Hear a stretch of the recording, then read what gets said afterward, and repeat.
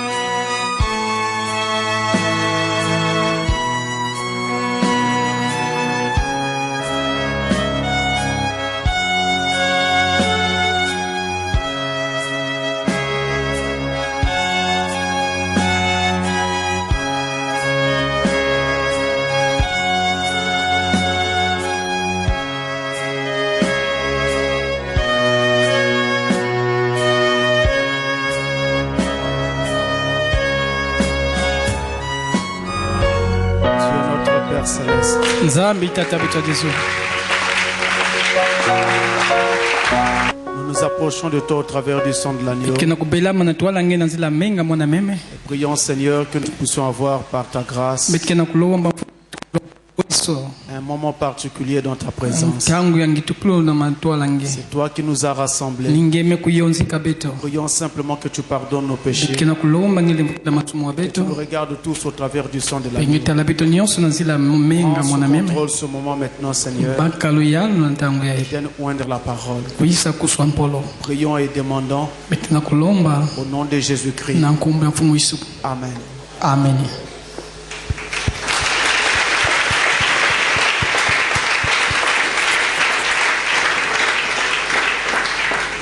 Nous saluons tous au nom du Seigneur Jésus-Christ.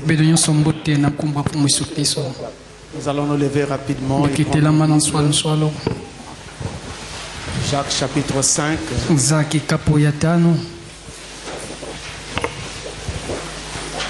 Jacques chapitre 5, le verset 16. Alors nous disons au nom du Seigneur Jésus-Christ.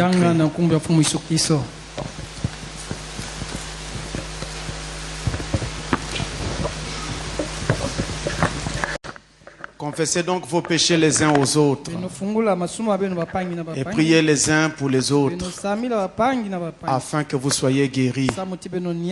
La prière fervente du juste a une grande efficace. Amen. Dieu bénisse sa parole. Vous pouvez vous asseoir. Merci.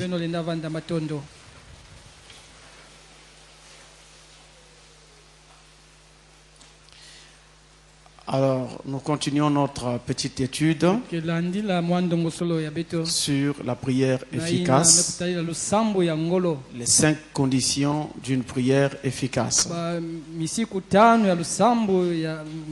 Nous avons étudié la première condition dernièrement.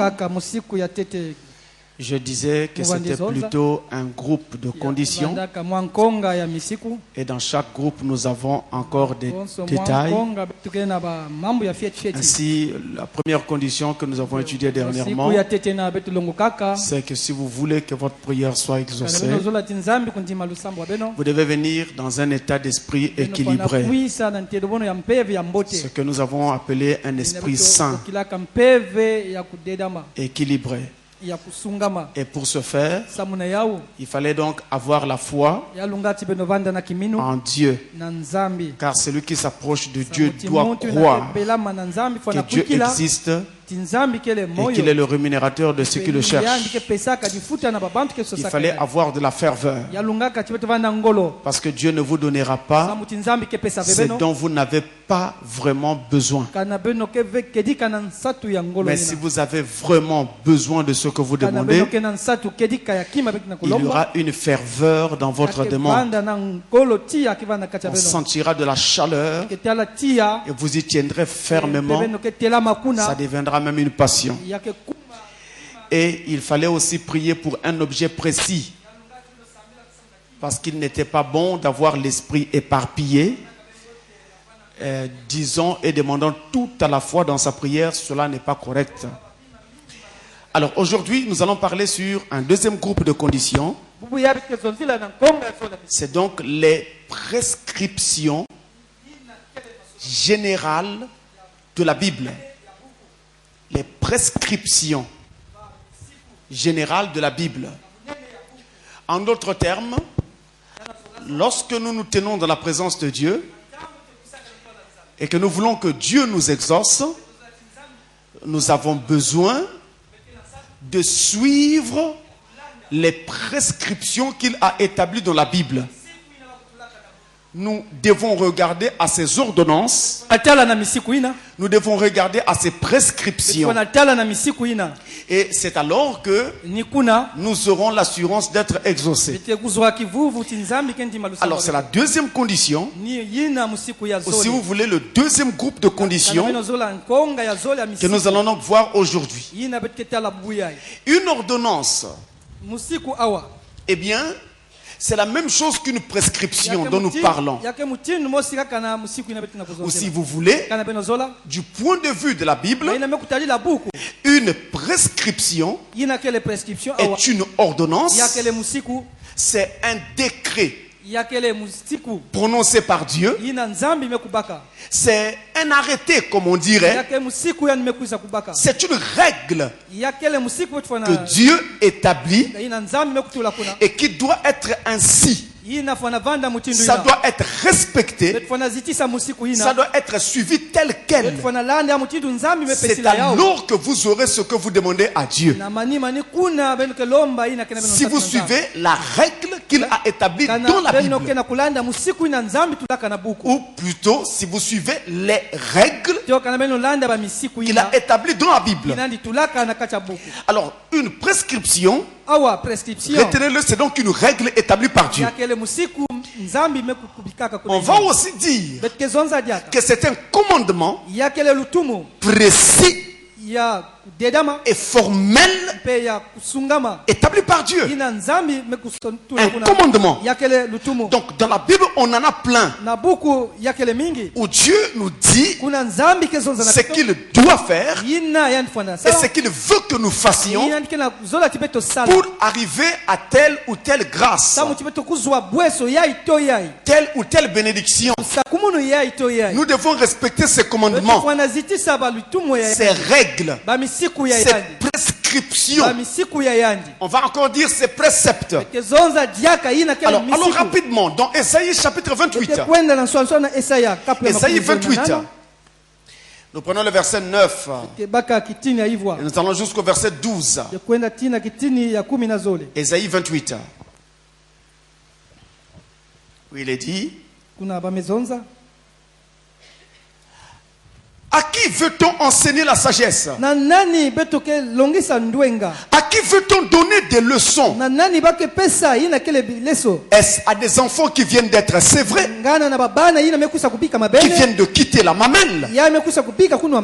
Car c'est précepte sur précepte, précepte sur précepte, règle sur règle, règle sur règle, un peu ici et un peu là. Eh bien, c'est par des hommes aux lèvres balbutiantes et au langage barbare. Non, ils ne savent pas parler. que l'Éternel parlera à ce peuple. Il lui disait, voici le repos. Je peux m'arrêter là. Voici le repos. Mais on n'aura pas ce repos si nous ne suivons pas les choses établies par Dieu, règle sur règle. Règle par règle. Et remarquez qu'il dit, ce n'est pas à des enfants qui viennent d'être sevrés, des enfants qui viennent de quitter la mamelle. Ce n'est pas à eux qu'on va enseigner ces choses. Mais ces choses seront enseignées à des gens qui ont déjà une certaine maturité. Ainsi, vous pouvez comprendre avec moi qu'au travers de cet enseignement, nous allons cesser d'être des enfants et avoir de l'expérience avec Dieu, de la maturité, d'être capable de parler avec Dieu et de faire descendre des résultats. C'est ça le but ici. C'est comme je vous ai dit, nous ne parlons pas de la prière de façon générale, mais notre sujet porte sur l'exaucement de la prière. Alors donc c'est donc précepte sur précepte, c'est règle sur règle. On en a donc plein dans la Bible, et ces règles nous permettent alors d'obtenir auprès de Dieu ce que nous voulons. Dans Jérémie 1, verset 12, il est écrit, tu as bien vu Jérémie, car je veille sur ma parole pour l'exécuter. Je veille sur ma parole pour l'exécuter. Quand un principe est établi par Dieu et qu'un enfant de Dieu, dans un besoin réel, prie Dieu en suivant ce principe établi par Dieu, Dieu est obligé de veiller sur sa parole et de l'accomplir pour cet enfant de Dieu là. Peu importe sa nationalité, peu importe la couleur de sa peau, peu importe son ethnie, ça n'a pas d'importance. Tout ce qui importe, c'est qu'il sache s'approcher de Dieu.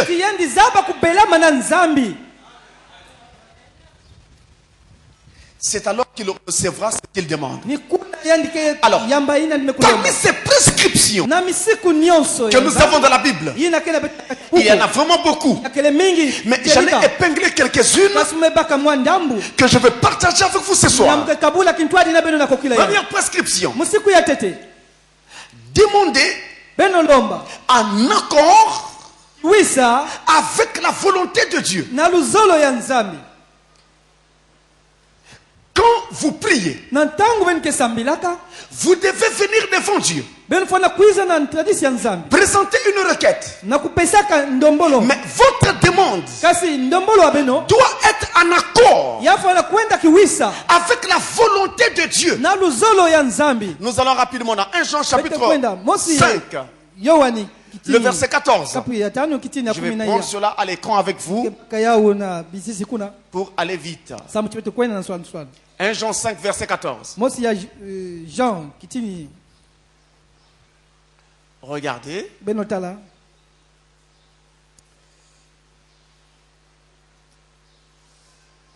Nous avons auprès de lui cette assurance que si nous demandons quelque chose selon sa volonté, il nous écoute. Vous dites Amen? Et vous pourrez lire la suite à la maison. La Bible dit, et si nous savons qu'il nous écoute, alors nous avons l'assurance d'obtenir ce que nous demandons. Mais il faut demander selon sa volonté. Si ce n'est pas fait selon sa volonté, nous ne recevons pas ce que nous demandons. Et notre prière restera inexaucée.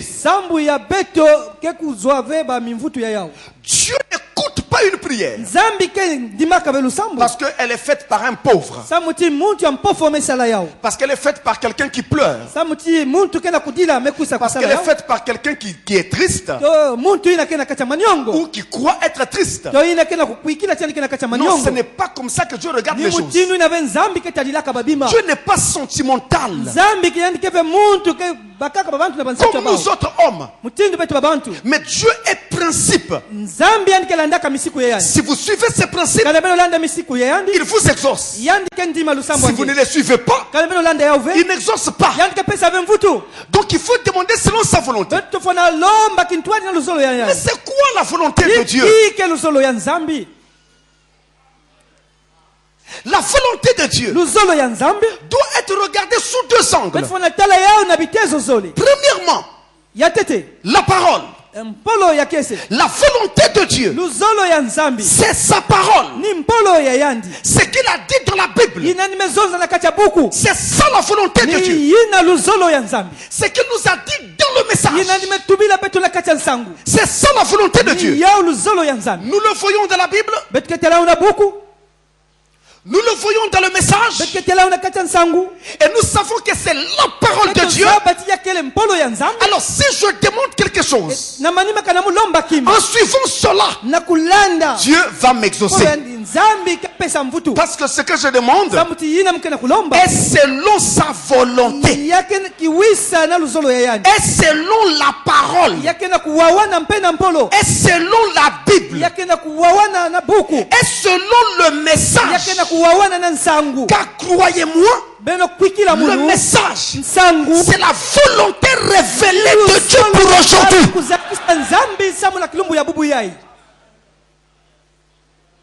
Ce qui est dit dans la parole, c'est ça la volonté de Dieu.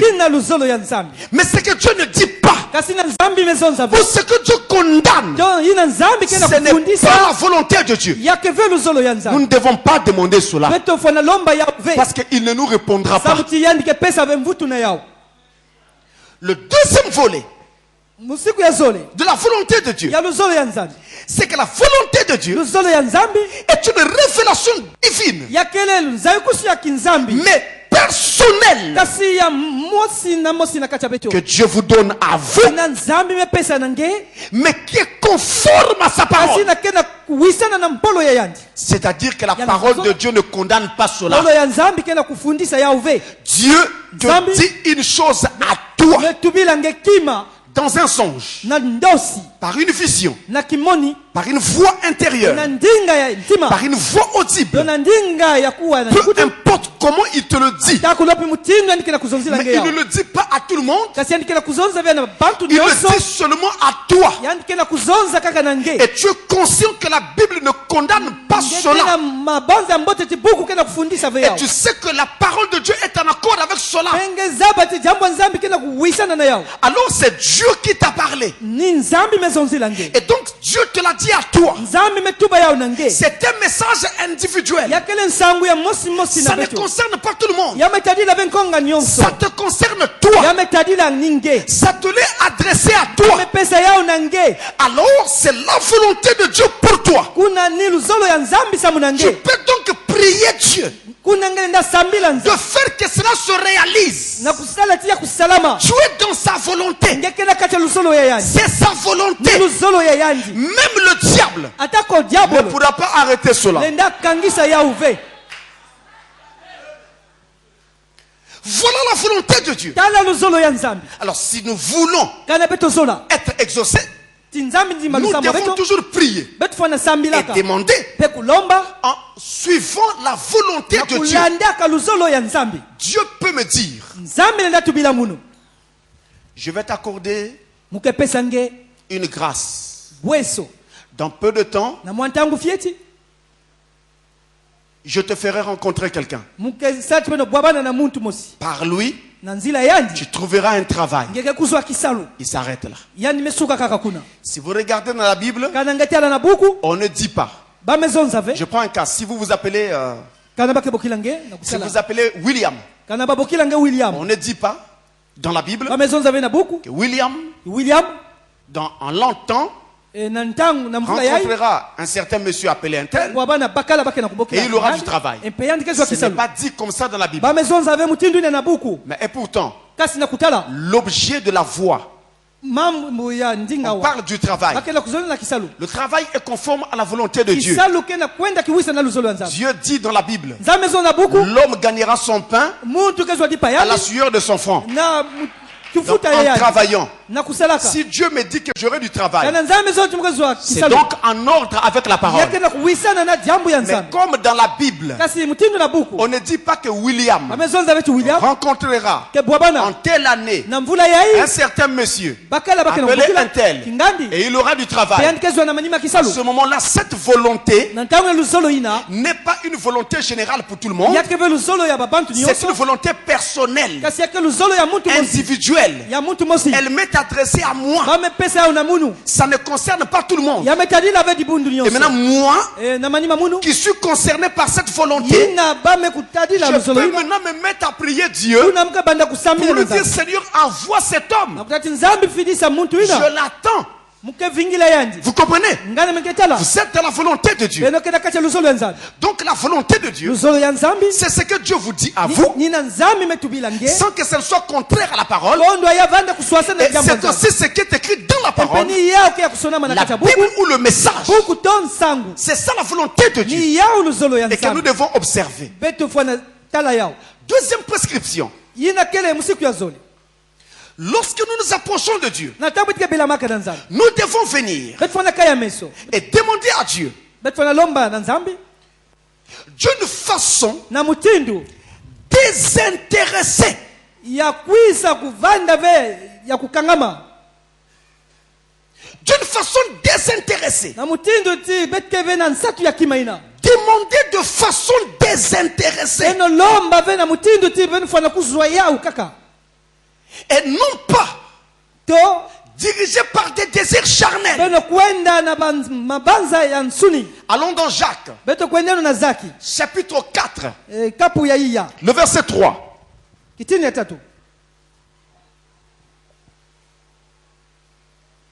Regardez. Jacques 4, verset 3. Je le prends à l'écran avec vous. Il est dit, vous demandez et vous ne recevez pas, parce que vous demandez mal, dans le but de satisfaire vos passions. Vous ne demandez pas de façon désintéressée. Vous demandez pour le seul but de satisfaire des désirs charnels, des désirs humains. Certes humains, c'est vrai, tous nos désirs sont en général humains, mais ici, il s'agit juste pour d'une simple satisfaction charnelle et non pas parce que c'est vraiment des nécessités. Oh, Dieu voudrait nous donner ce qui nous est nécessaire et non pas des simples besoins qui sont charnels et qu'on pourrait même appeler du divertissement, des désirs superficiels. En fait, ça ne nous tient pas vraiment à cœur. Mais tout ce que nous voulons, en demandant cela, c'est parfois pour être plus que quelqu'un d'autre. Je veux avoir de l'argent. C'est un cas par exemple. Parce que je veux que tout le monde dise que c'est un milliardaire. C'est un grand homme. C'est pourquoi je veux avoir de l'argent. Vous voyez que le motif n'est pas juste. Le motif n'est pas la parole. Vous voulez être acclamé par les hommes. Donc c'est ça qu'on appelle satisfaire des passions charnelles. Oh, si j'ai besoin d'argent, parce que c'est vraiment une nécessité, alors ça sera, Seigneur, Je n'ai pas de quoi nourrir ma famille. Donne-moi du travail. Donne-moi de l'argent. Donne-moi quelque chose. Seigneur, je n'ai pas où loger ma famille. Je loue une maison. Mais je veux avoir ma propre maison. Et donner une sécurité à ma famille.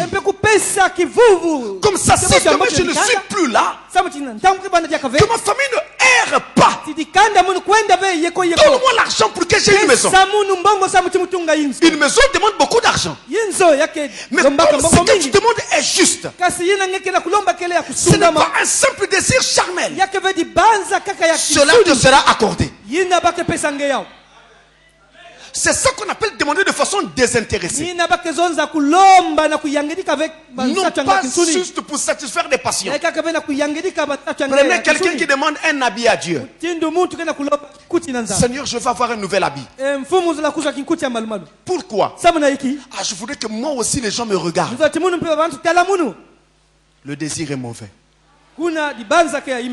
Vous ne demandez pas de façon désintéressée. En fait, vous n'en avez pas vraiment besoin. Ce que vous voulez, vous, c'est épater les gens. Susciter l'admiration. Attirer les yeux sur vous. C'est charnel. Donc, peu importe ce que vous voulez. Je prends un cas. Une jeune femme pleure pour avoir un mariage. Ça ne vient pas. Les gens de la famille, dans le quartier, dans son environnement, commencent à se moquer d'elle. Toi, tu ne te marieras pas. Marie-toi, on va voir. Et toutes les paroles qu'ils ajoutent. Maintenant, la jeune fille veut maintenant avoir un mariage. La voilà qui prie. Elle dit à Dieu, Seigneur, je veux avoir un mariage. Pour que les gens voient que moi aussi, j'ai un mari. Le désir est faux. Mais elle devrait dire, Seigneur, mon âge avance. Ma jeunesse est en train de s'enfuir. Quand est-ce que j'aurai des enfants? Je veux avoir un mari. Donne-moi un mari.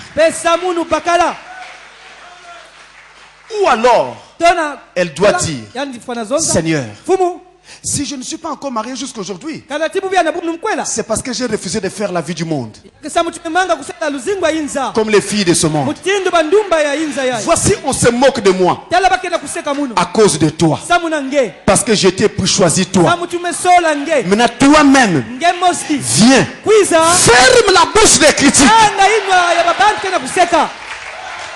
Vous voyez là, ce n'est pas votre gloire. Mais vous demandez la gloire de Dieu. Vous demandez que la bouche des critiques se ferme afin que tout le monde dise, cette sœur-là prie un véritable Dieu. Voilà comment est-ce qu'il faut prier. Ne demandez rien qui ne vous est pas vraiment nécessaire. Ça ne viendra pas. Et vous direz, je prie, ça ne vient pas. Parce que vous demandez mal. Demandez. Dit la Bible. Et cela vous sera donné. Vous croyez cela? Jésus a dit, demandez et il vous sera donné. Frappez et l'on vous ouvrira. Cherchez et vous trouverez. Vous allez chercher comment? Nous allons chercher en prière. Vous allez frapper comment? Nous allons frapper en prière. Nous allons demander comment? Nous allons demander en prière. C'est par la prière que cela se fera.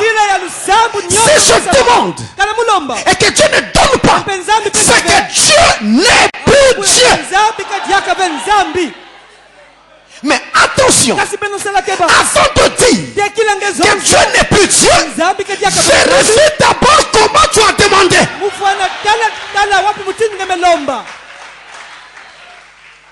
Est-ce de façon désintéressée ou bien tu cherchais ta propre gloire, une satisfaction purement et simplement charnelle. C'est ce que nous ne devons pas faire. Moïse l'a fait. Il est arrivé devant le rocher. La deuxième fois. La première fois, Dieu lui avait dit de frapper le rocher et de donner de l'eau aux enfants d'Israël. Frappa le rocher une fois et l'eau sortit. La seconde fois, quand il le fit, frappa le rocher, l'eau ne sortit pas. Il fut obligé de frapper une seconde fois. Et Dieu, pour ne pas faire honte à son prophète devant les gens, fut obligé de laisser sortir l'eau. Mais après, il appelle Moïse à côté pour lui demander des comptes. Il dit, Moïse, ce que tu viens de faire, ce n'est pas ce que je t'avais dit. À la maison, lisez attentivement vos Bibles. Dans Exode 17, c'est la première fois qu'on lui demande de frapper le rocher. Là, dans Exode 17, on lui dit de frapper le rocher. Mais la deuxième fois, la seconde fois, dans Nombre chapitre 20, on ne lui dit pas de frapper le rocher. Je lui dis de parler au rocher. Ce qui n'était pas la même chose que la première fois. La première fois, frappe le rocher. La seconde fois, parle au rocher. Mais comme le peuple criait et pressait Moïse, alors Moïse, qui était tout le temps colérique, a manqué de patience et a dit les paroles que voici devant le peuple. Il prend son bâton, il pointe le rocher et il dit au peuple, est-ce de ce rocher que nous allons vous sortir de l'eau, Aaron et moi? Donc ce n'est plus Dieu qui sort l'eau, c'est maintenant Moïse qui sort l'eau. Voilà ce qu'il dit. Est-ce de ce rocher que nous vous sortirons de l'eau? C'était là le problème. Il n'a pas glorifié Dieu. Il s'est glorifié lui-même. Et à cause de ça, Dieu a arrêté le parcours de Moïse. Il n'a pas fini la course avec les enfants de Dieu jusqu'en terre promise. Dieu l'a retiré avant. Il ne s'est pas perdu, mais la course s'est arrêtée là. À cause de ça.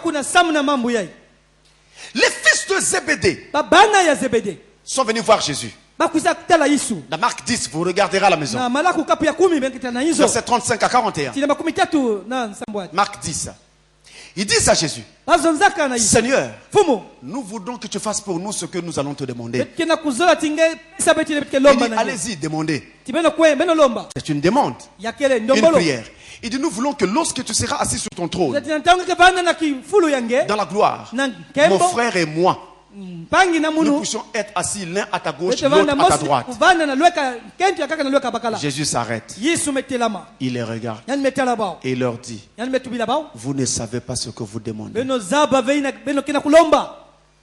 Vous ne savez pas ce que vous êtes en train de demander. Quelle remarque! Je prie Dieu et Dieu me dit, tu me parles comme un fou. Tu ne sais pas ce que tu demandes. Autrement dit, ce que tu demandes, tu ne devrais pas le demander. Parce que ça ne dépend pas de toi. Ça dépend de Dieu. Voilà une demande qui était mal faite, mal adressée à Dieu. Troisième précepte. Priez Dieu au nom de Jésus-Christ. Quand vous vous approchez de lui, vous devez vous approcher en priant en demandant au nom de Jésus-Christ. Là, c'est assez profond. C'est assez sérieux. Écoutez bien. Je vais étape par étape. Colossiens 3, le verset 17. Et quoi que vous fassiez, en parole ou en œuvre, faites tout au nom du Seigneur Jésus, en rendant par lui des actions de grâce à Dieu le Père. Quoi que vous fassiez, faites tout au nom de Jésus-Christ. Remarquez qu'il est dit que vous le fassiez en œuvre, que vous le fassiez en parole. Ça doit être fait au nom de Jésus-Christ. Mais quand je prie, je fais une œuvre en parole. Donc je prononce des paroles. Et Dieu veut que cela soit adressé au nom de Jésus-Christ. Si vous venez en un autre nom, vous ne serez pas exaucé.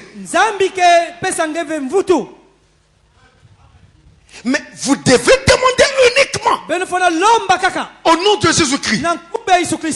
C'est alors que vous serez exaucé. C'est le nom que Dieu a donné aux hommes par lequel ils puissent être sauvés.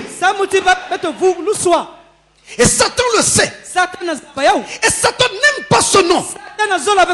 Voilà pourquoi durant les âges, il a fortement combattu ce nom.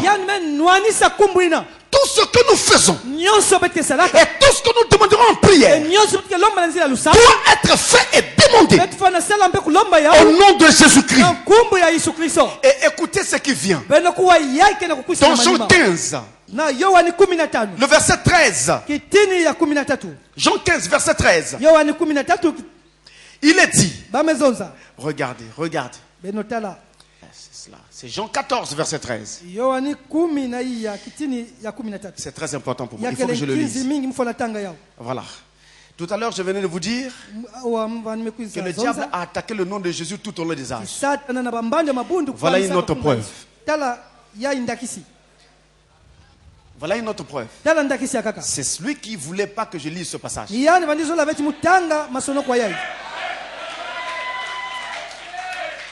C'est Jean 14, le verset 13. Il est dit. Alors, il est dit dans ce passage. Voilà. Et tout ce que vous demanderez en mon nom,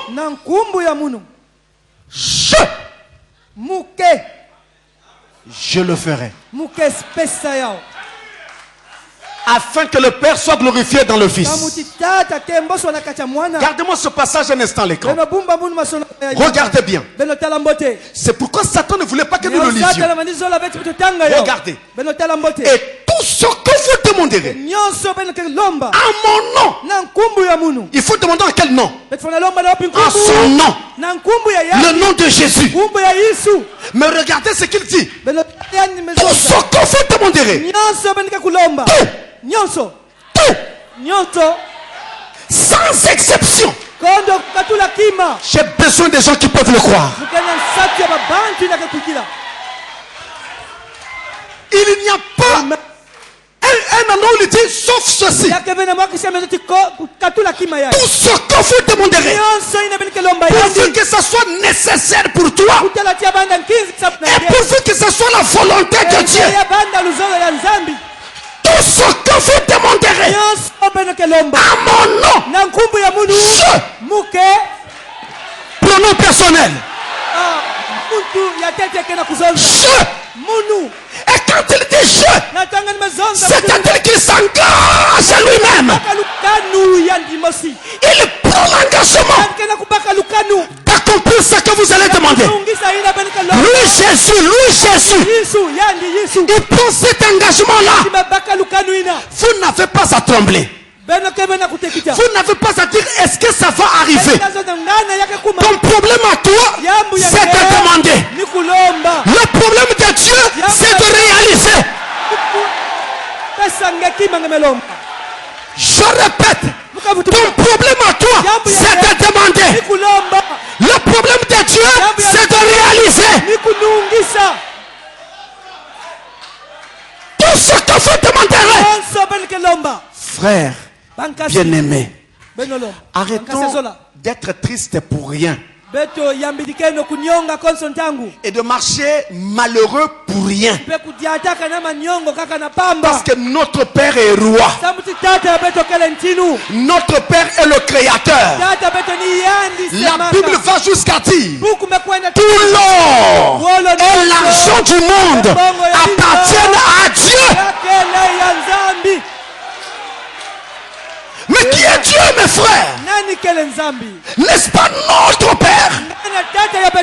N'est-ce pas le même que nous appelons Jésus? Et il a dit que si nous demandons son nom, cela nous sera accordé. Et je crois encore que cette parole est vivante. Si quelqu'un demande encore aujourd'hui, comme autrefois, il le fera. Parce que la Bible dit Jésus-Christ est le même hier, aujourd'hui et éternellement.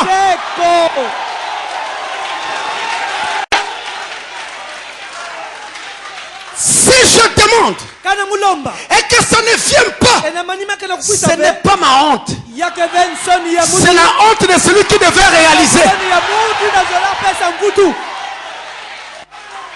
Ma honte à moi, c'est quand je ne demande pas.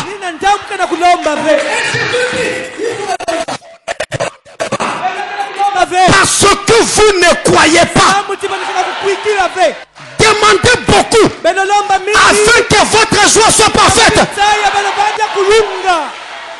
Celui qui ne demande pas est un pécheur. Il ne croit pas. Il a peur de demander. Il n'a pas de foi. Mais celui qui croit demandera. Même si ça ne vient pas aujourd'hui, j'attendrai demain. Ça ne vient pas demain, j'attendrai après-demain. Parce qu'il a dit, tout ce que vous demanderez en priant, croyez au temps présent. Croyez que vous l'avez reçu et vous le verrez s'accomplir.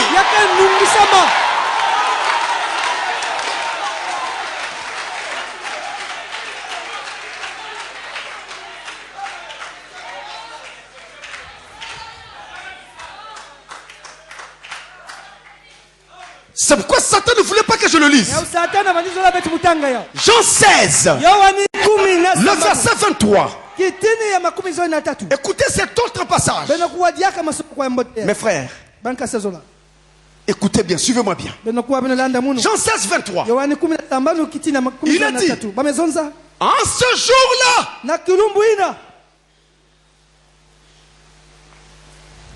vous ne m'interrogerez plus sur rien. En vérité, je vous le dis. Ce que vous demanderez au Père, il vous le donnera en mon nom.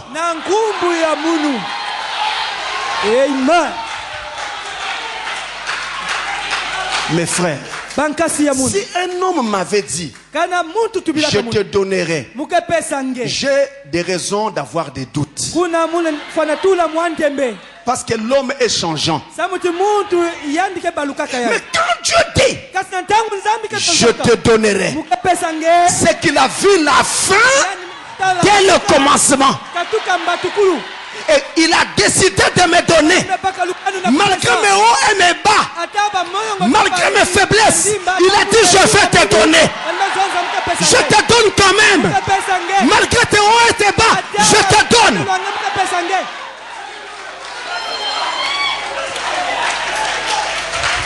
Mais il y a un grand mystère dans ce passage. En ce jour-là, en ce jour-là, quand, mes frères, quand Nous sommes au 7e âge de l'église. C'est le dernier âge de l'église. Si cela ne se fait pas maintenant, ça viendra quand?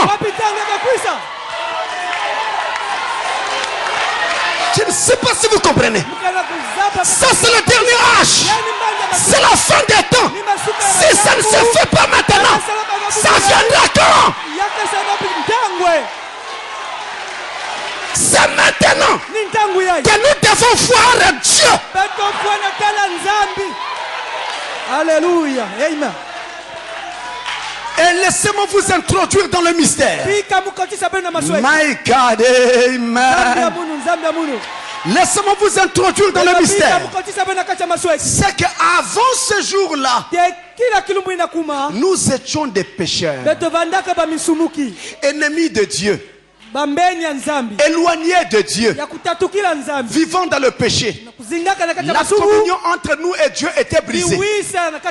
Nous ne pouvions même pas prier, être vraiment normalement exaucés, parce que le péché nous couvrait et nous éloignait de Dieu. Un homme est venu, il a pris notre place, il est allé à la croix, il a payé le prix, il est mort pour nos péchés. Après cette mort, il dit qu'il a rétabli le pont entre l'homme et Dieu. Le pont qui était brisé a été rétabli. Maintenant l'homme peut quitter là où il était, traverser ce pont là et aller directement vers Dieu. Je répète, maintenant l'homme peut quitter là où il était, traverser le pont et aller directement à Dieu. Je répète encore. Je répète encore. Maintenant, l'homme peut quitter là où il était, traverser le pont et aller directement vers Dieu. Je vais vous l'éprouver par l'écriture. On a lu Jean 16, 23. Maintenant nous lisons Jean 16, 26.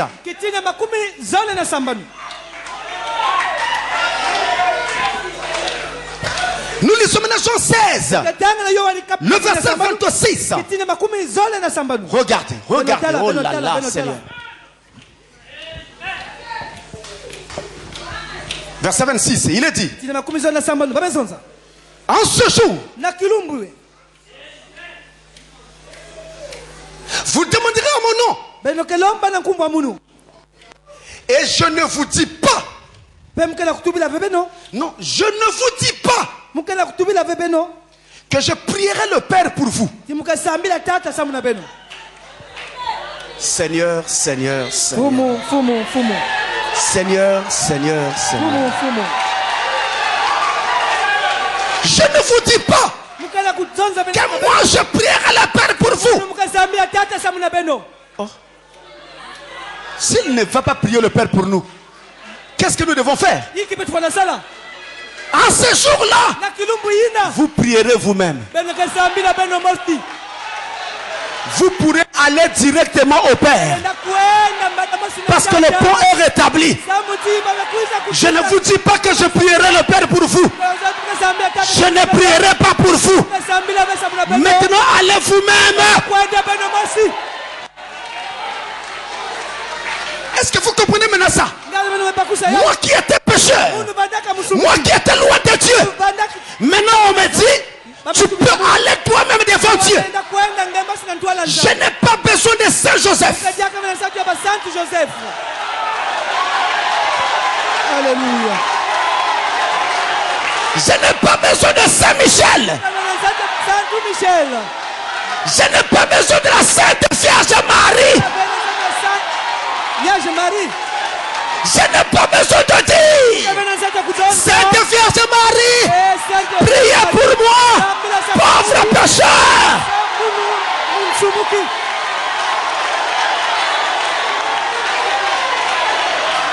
Je n'ai pas besoin de Branham.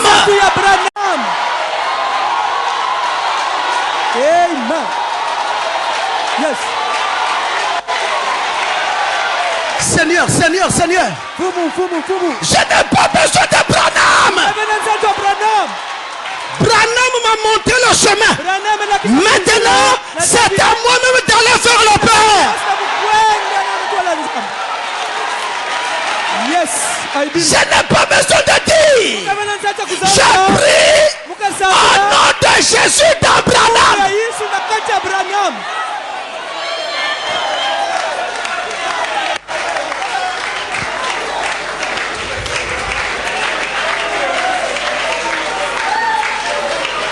Est-ce que vous le croyez maintenant?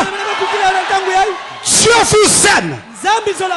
Dieu vous aime plus que vous ne le pensez vous-même. Et il attend que vous priez vous-même. Allez vous-même devant le Père. Toi-même, va devant Dieu et prie.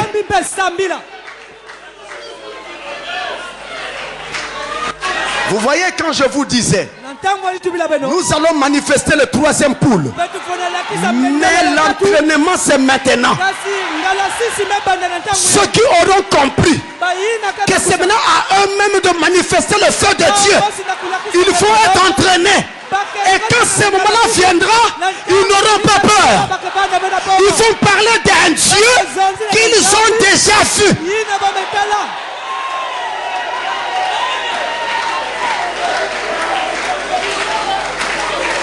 Ça, c'était une grenade.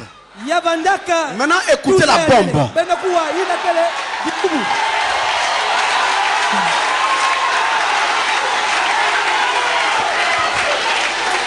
Philippiens 2. Philippiens 2. Versets 8 à 11.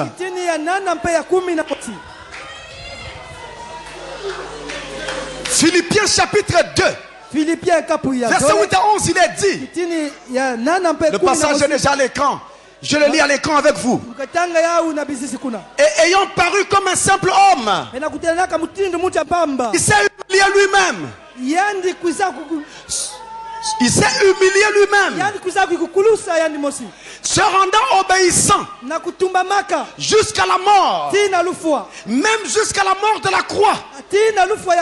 C'est pourquoi aussi Dieu l'a souverainement élevé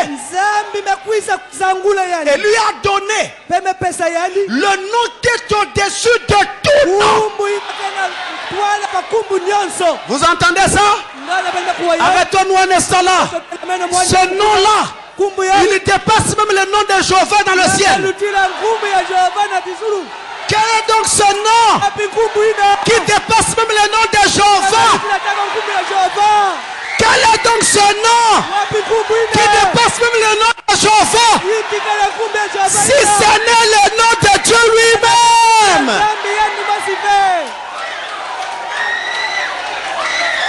Écoutez frère, il lui a donné le nom qui est au-dessus de tout nom, afin qu'au nom de Jésus, tout genou fléchisse.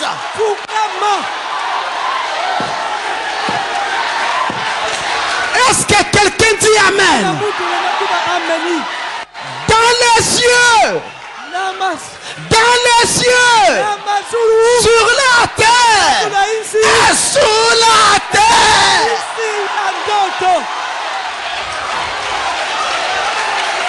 Et que toute langue confesse que Jésus-Christ est Seigneur, à la louange de Dieu le Père.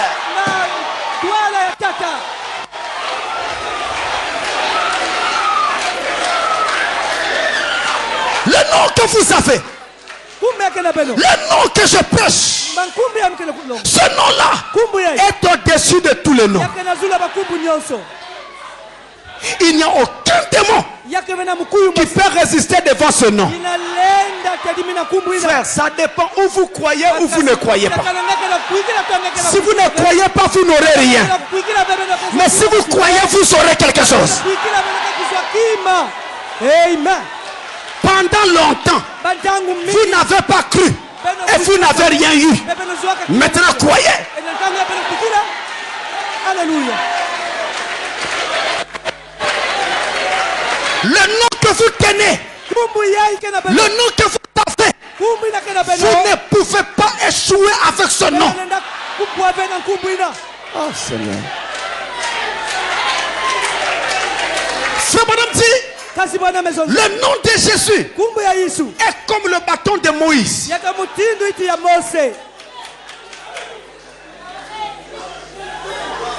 En Égypte, quand Moïse voulait faire un miracle, il disait à Aaron, prends mon bâton.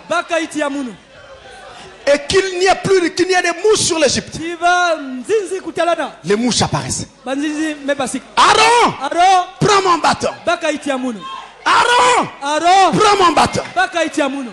Le prophète dit, si les Égyptiens avaient compris, ils auraient dû arracher ce bâton à Moïse. Mais comme on lui avait laissé ce bâton, les miracles se poursuivaient. Vous avez un bâton qu'on ne peut pas arracher. Celui de Moïse était dans sa main. On pouvait l'arracher. Mais celui que vous avez, il est dans votre cœur. Alléluia. C'est le nom de Jésus. On ne peut pas l'arracher. Frère Branham nous dit, il y avait un missionnaire anglais qu'on appelait Livingstone. David Livingstone. Il était parti en Afrique pour évangéliser. Il arrive, il se présente auprès du chef de la tribu là où il était. Il avait atterri.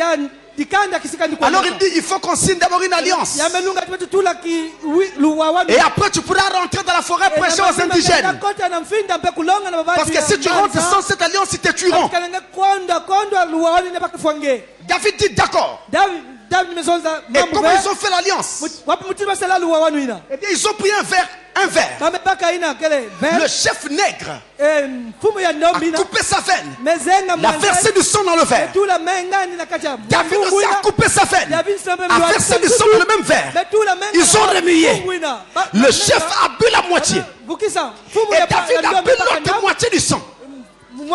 Il est très bien. Maintenant l'alliance entre toi et moi est faite sur la base du sang. Il dit maintenant, il faut qu'on se fasse des cadeaux. Alors David demande au blanc, au chef nègre, qu'est-ce que tu veux que je te donne? Le chef nègre dit, je veux le manteau que tu portes là. Il est blanc. C'est blanc. Ça me plaît. Donne-le-moi. David a enlevé son manteau, a donné au chef nègre. Et le chef nègre dit, toi tu me demandes quoi? Il dit, je vois la lance que tu tiens là. La lance sacrée du chef. Donne-moi cette lance là. Le chef a pris sa lance, lui a donné. Il dit, maintenant tu peux aller. Et quand David rentre en forêt, les indigènes le voient. On court pour le tuer. Il lève la lance. Et il s'arrête. Il dit, attendez. Il a la lance du chef avec lui. Il a la lance du chef. C'est quelqu'un que le chef connaît. C'est un parent du chef. La couleur de sa peau ne compte pas. Ne le tuez pas. Attendez. Alléluia.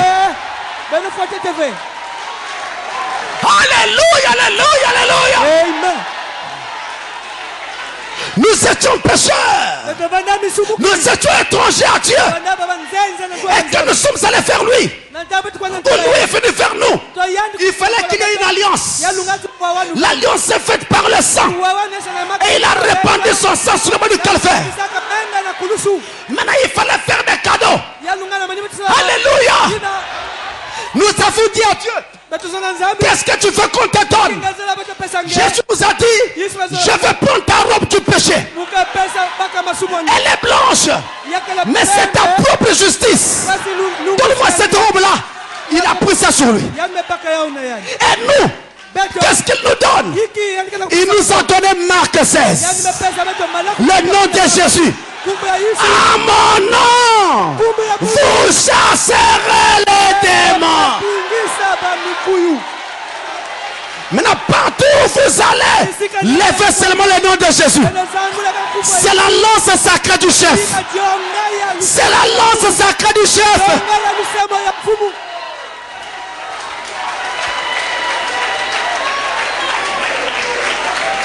Mais écoutez encore la meilleure. Oh Seigneur, si tes enfants peuvent comprendre. Écoutez la meilleure, il a dit. À mon nom, vous chasserez les démons. À mon nom, nous connaissons ce nom. C'est celui de Jésus. Mais qui va chasser les démons?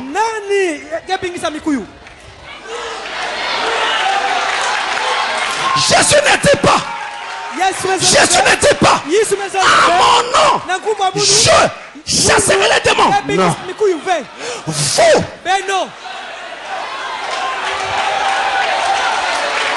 C'est à vous de parler. C'est à vous de demander. C'est à vous de prier, de chasser les démons. Vous chasserez les démons. Vous chasserez qui? Les démons. Autrement dit, au ciel, il est connu qu'il y a une prescription biblique qui dit que vous avez reçu autorité sur les démons. Est-ce que vous comprenez ces choses?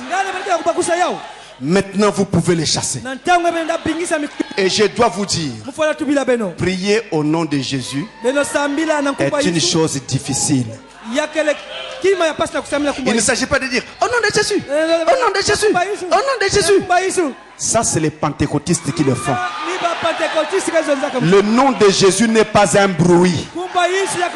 Le nom de Jésus n'est pas un cri. Le nom de Jésus, c'est le baptême du Saint-Esprit. Voilà pourquoi les 7 fils de Séva, quand ils sont allés chasser les démons en ce nom-là, au nom de Jésus que Paul prêche, le démon les a déchirés. Parce qu'ils n'étaient pas encore sauvés. Soyez sûrs de votre condition d'évangile. Parce que quand je prononce au nom de Jésus, il doit être dans mon cœur. Pour appuyer les paroles qui sortent de ma bouche. C'est ça le nom de Jésus. Utilisé dans la prière. Il faut d'abord le connaître. 4e et dernier point. Avoir foi dans les promesses de Dieu. Parce que nous avons des prescriptions bibliques pour ça. Avoir foi dans les promesses de Dieu. Je vous lis quelques passages et nous terminons. 1 Chronique 16. Le verset 15. Et après nous allons lire le psaume 105. Le verset 8. Écoutez bien. Commençons par 1 Chronique 16. Le verset 15. Là il est dit. Rappelez-vous. Rappelez-vous à toujours son alliance. Ses promesses. Pour 1000 générations. Attendez. Qui doit se rappeler? C'est nous. Vous et moi. Nous devons nous rappeler ces promesses pour 1000 générations. N'oublions pas ces promesses.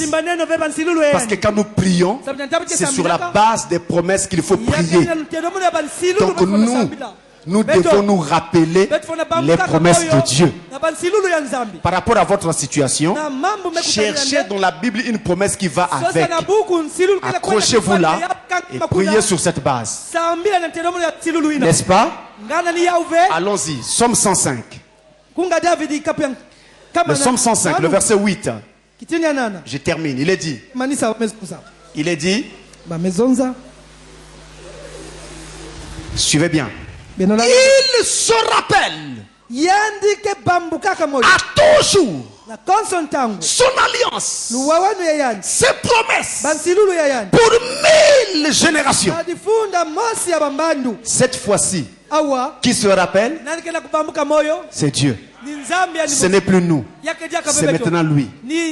Il se souvient de ses promesses pour 1000 générations.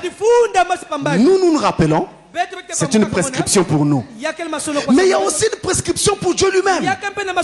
Il doit se rappeler de ses promesses. Et pour combien de temps? 1000 générations. La même durée.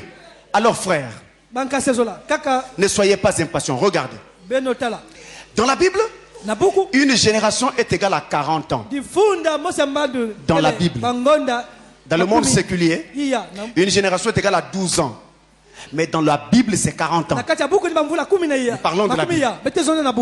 Et Dieu dit que nous, et lui-même, nous devons nous rappeler de ses promesses pendant 1000 générations. Jusqu'à 1000 générations. Alors regardez, si une génération vaut 40 ans, mais les promesses de Dieu durent jusqu'à 1000 générations. Ça fait combien de temps? 40 ans fois 1000. Ce qui fait 40 000 ans. 40 000 ans. Suivez-moi encore. Frère Madame dit, d'Adam à Noé, il s'est écoulé 2000 ans.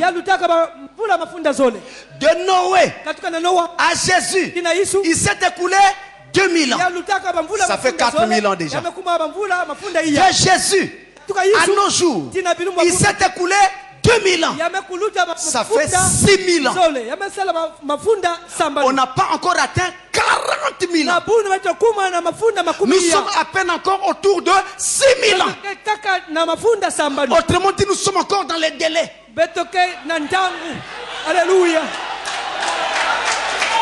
La prescription n'est pas encore périmée. L'ordonnance n'est pas encore périmée. Tout ce que vous lisez dans sa Bible est vrai. C'est actuel. C'est au temps présent et c'est pour vous. C'est pas encore périmé. Accrochez-vous-y simplement et voyez si Dieu n'est pas Dieu. Le prophète d'ajouter, si le Dieu de Moïse qui a fait le miracle avec lui n'est pas le même aujourd'hui, alors je n'ai pas besoin de lui. Mais s'il est encore le même aujourd'hui, alors je dois le voir comme autrefois. Qu'est-ce que nous devons faire? Sortons Dieu de l'histoire. Ramenons Dieu au temps présent. C'est par tes prières courageuses qu'on pourra dire j'avais prié et Dieu m'a donné. J'avais prié et Dieu a fait. J'avais prié et Dieu a exaucé. Que Dieu vous bénisse richement.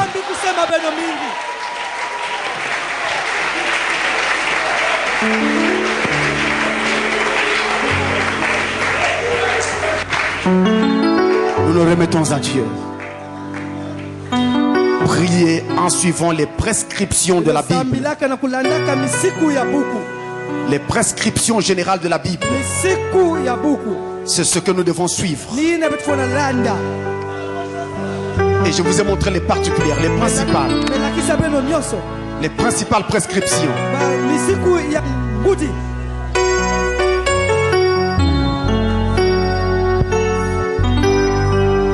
Il est le même hier, aujourd'hui et éternellement.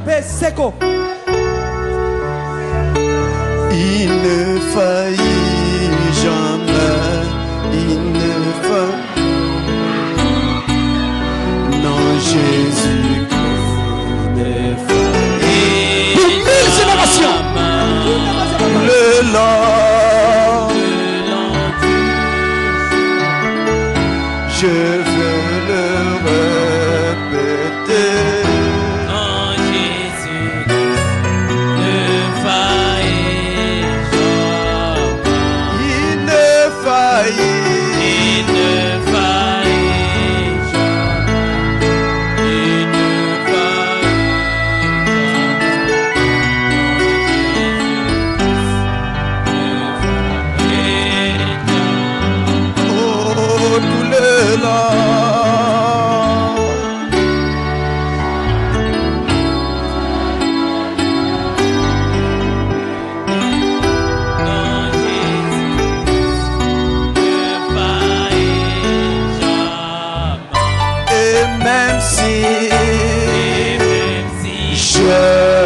failli. Et même si je Non, Jésus,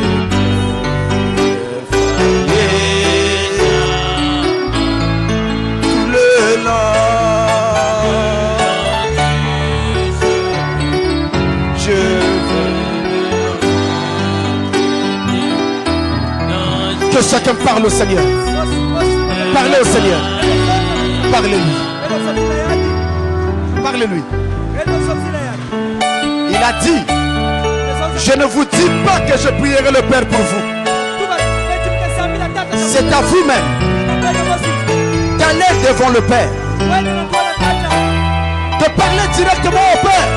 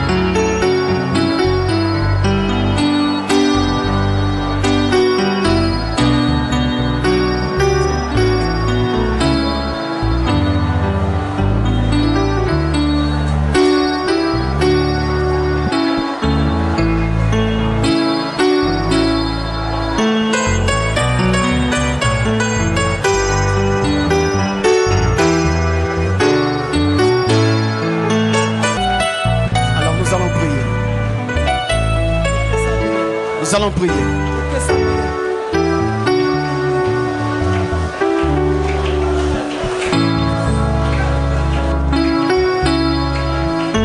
Selon le besoin que tu as, lève seulement la main pendant que nous allons prier. Et nous allons nous remettre humblement au Seigneur. Dieu notre Père, Seigneur de toute éternité, ta parole est encore sortie ce soir. Et il est écrit que ta parole, lorsqu'elle sort, elle ne repartira jamais à toi avant d'avoir accompli ce pourquoi elle est sortie. Regarde ton peuple. Scelle ces paroles dans le cœur de chacun, Seigneur. Ceux d'ici et ceux d'ailleurs partout à l'étranger. Scelle ta parole dans leur cœur. Car l'heure est venue où nous devons manifester Dieu. Regarde les mains levées. Expression d'une requête cachée derrière. Au nom de Jésus, je prie que chacun reçoive ce qu'il est en train de demander. Et qu'il n'y ait aucune puissance pour empêcher cela d'arriver. Car Satan, tu sais qu'il est écrit qu'au nom de Jésus, tout genou fléchira. Alors Satan, je t'ordonne, au nom de Jésus, libère chaque enfant de Dieu.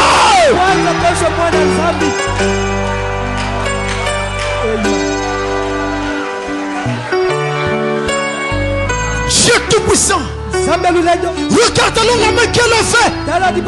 Quand cette main va descendre, quand cette main sera rabaissée, qu'elle soit rabaissée avec la chose en main.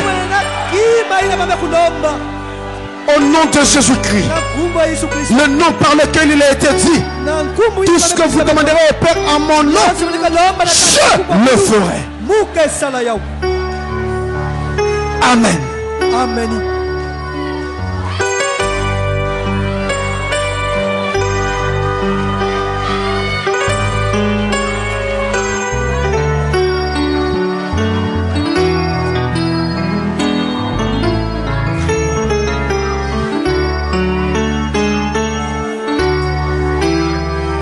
Gardez cette foi.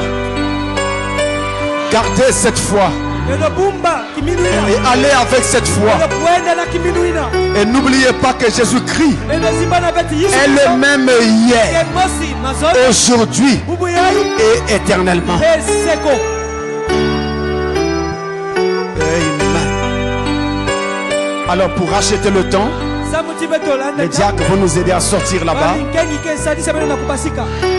Que le Seigneur raccompagne chacun à sa maison dans la paix du Seigneur. Allez avec ce que Dieu vous a donné.